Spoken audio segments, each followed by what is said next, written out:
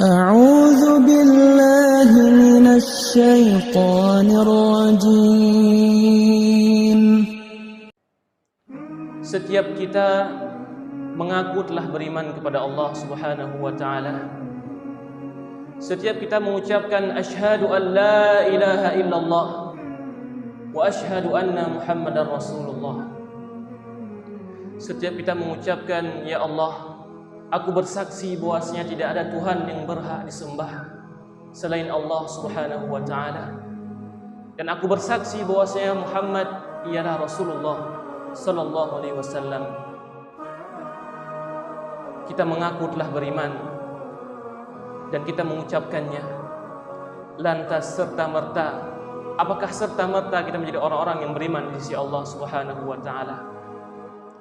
Allah Subhanahu wa taala berfirman dalam surah Al-Hujurat ayat 14. Allah mengatakan, qalatil a'rabu amanna qul lam tu'minu walakin qulu aslamna walamma yadkhulul imanu fi qulubikum. Allah menceritakan kepada kita ketika orang-orang Arab Badui datang kepada Rasulullah sallallahu alaihi wasallam, lantas mereka mengatakan, ya Rasulullah, amanna, wahai Rasulullah, kami telah beriman.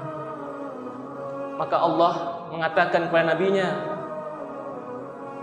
lam tu'minu walakin qulu aslamna. Wahai Muhammad, katakanlah kepada mereka, sesungguhnya kalian belum beriman. Walakin qulu aslamna, tapi katakanlah kami baru masuk Islam. Walamma yadkhulul imanu fi qulubikum, sungguh iman belum masuk ke dalam hati-hati kalian, kata Allah. Kaum muslimin sedang jamaah memuliakan Allah Subhanahu wa taala. Ternyata begitu banyak orang-orang yang mengaku telah beriman kepada Allah Subhanahu wa taala, namun ternyata iman mereka belum sampai ke hati mereka.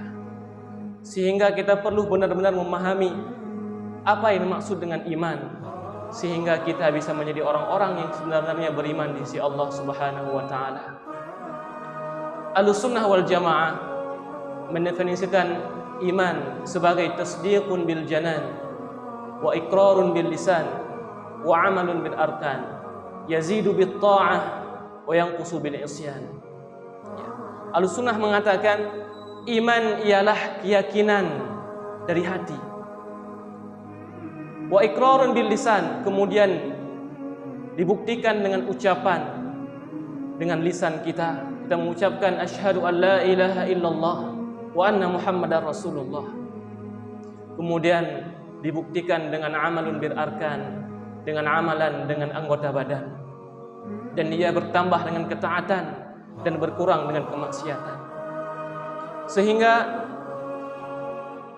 iman memiliki 3 syarat sehingga seseorang dikatakan sempurna imannya, yaitu dia harus meyakini dengan hatinya, kemudian mengucapkan dengan lisannya dan beramal dengan anggota badannya. Sehingga ketika salah seorang di antara kita mungkin berkurang ataupun tidak sempurna syarat di antara 3 syarat ini, maka dia dikatakan sebagai orang-orang yang kurang imannya. Adapun jika seandainya salah satu dari 3 syarat ini tidak ada pada dirinya, maka dia dikatakan tidaklah beriman kepada Allah Subhanahu wa taala.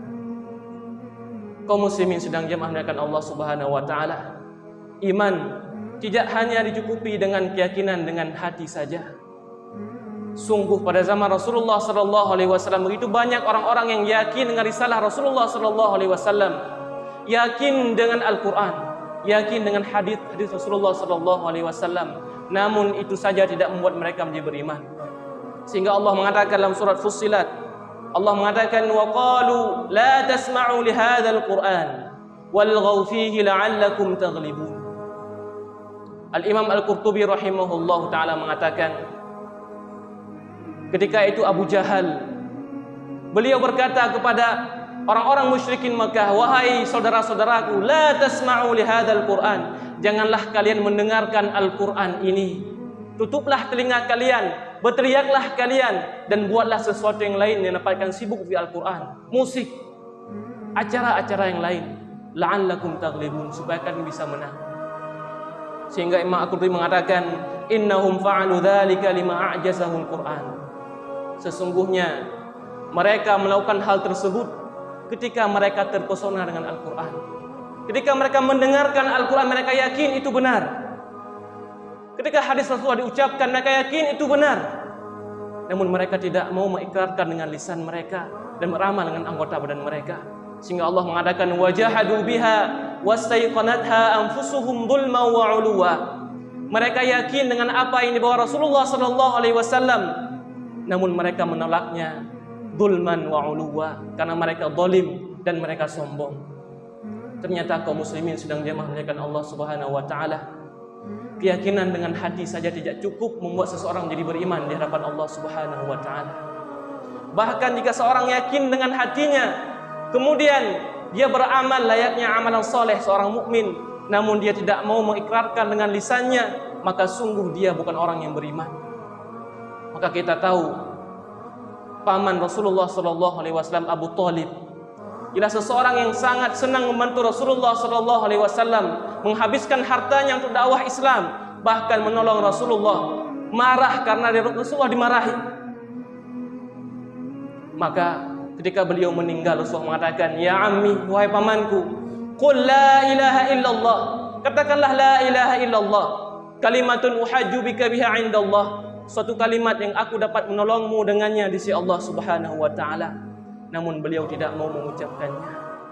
Sehingga apa yang terjadi? Paman beliau yang lain, Abbas bin Abdul Muttalib, mengatakan, "Wahai Rasulullah, hal nafa'ta Abu Talib bi syai'? Fa innahu kana yahutuka wa yaghdabu laka." Wahai Rasulullah, apakah Abu Talib mendapatkan manfaat darimu? Sesungguhnya dirinya telah menyelamatkanmu, menolongmu, dan dia murka jika seorang membuat dirimu murka. Maka apa kata Rasulullah? Naam, iya. Huwa fi dhahdahin min nar, laula ana lakana fi darkil asfali minan nar. Dia mengatakan, iya, sesungguhnya Abu Talib sekarang berada di pinggir neraka. Jika seandainya bukan karena diriku, maka sungguh Abu Talib berada di kerak-kerak neraka. Sungguh Rasulullah sallallahu alaihi wasallam yang tahu pamannya begitu mencintainya, yang pamannya selalu menyelamatkannya, namun ketika beliau tidak mau mengucapkan la ilaha illallah, maka Rasulullah pun tidak dapat menyelamatkan, mengeluarkan Abu Thalib dari neraka. Kaum muslimin sedang jamaah memuliakan Allah Subhanahu wa taala. Bahkan jika seseorang mengucapkan dengan lisannya, kemudian beramal dengan anggota badannya, jika seandainya keyakinannya tidak ada dalam hatinya, maka sungguh dia tidak akan beriman. Maka dia dikirakan sebagai orang-orang munafik. Maka kita perhatikan Allah menyebutkan tentang orang-orang munafik.